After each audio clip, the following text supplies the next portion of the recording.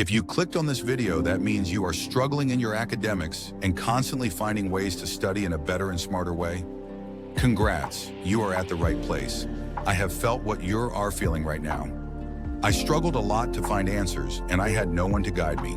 But don't worry, you have me. Without wasting time, let me tell you 3 most effective study methods. The first method is the Pomodoro technique. This method is all about studying in short bursts.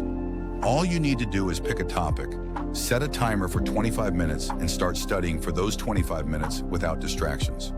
When the timer ends, take a break for 5 minutes. Repeat this cycle 3 more times, then take a long break for 15 to 30 minutes, and then start again. This keeps your brain engaged, prevents burnout, and improves concentration. This method works because our brain has a limited attention span, and studying for long hours without break leads to mental fatigue and reduced focus. The Pomodoro method optimizes concentration by studying in short sessions. The second method is the Feynman technique. This method is about learning by teaching someone else.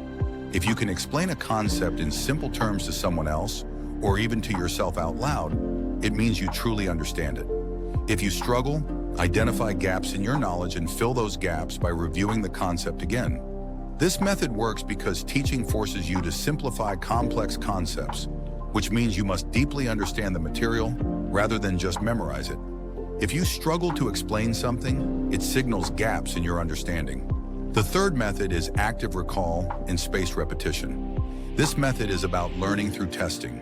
Instead of just reading and highlighting, actively test yourself. Close your book and try to recall what you have learned. Combine this with spaced repetition, review the material at increasing intervals like after a day, then 3 days, then a week. This strengthens memory and prevents cramming. This method works because our brain retains information better when we actively retrieve it rather than just passively reviewing it. Active recall forces your brain to strengthen neural connections, making it easier to remember later.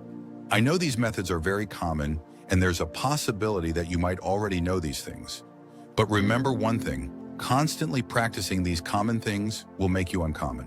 I know you'll do it, because you're a Pookie.